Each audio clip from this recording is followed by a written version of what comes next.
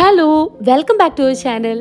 ഞാൻ ഇടയ്ക്കിടയ്ക്ക് സലൂണിൽ പോകുമ്പോഴേ അവിടെയുള്ളവർ എൻ്റെ ഈ ചകിരി പോലത്തെ മുടി കാണാൻ നേരത്ത് പറയും, മന്ത്ലി വൺസ് ഹെയർ സ്പാ ചെയ്യുന്നത് നല്ലതാണ്, ചെയ്യുവാണെങ്കിൽ മുടിയുടെ ഈ ഡ്രൈനെസ്സും ഫ്രിസിനെസ്സൊക്കെ മാറിയിട്ട് കുറച്ചൊന്ന് സ്മൂത്ത് ആവുമെന്ന്.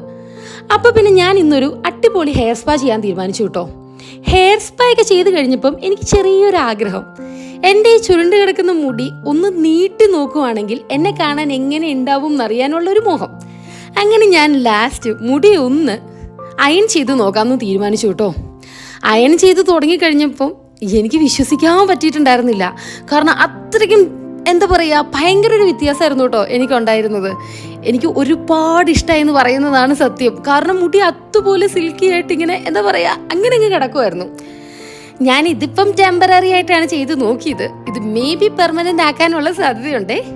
എന്തായാലും നമുക്ക് അടുത്ത വീഡിയോയിൽ കാണാം. ടാറ്റാ.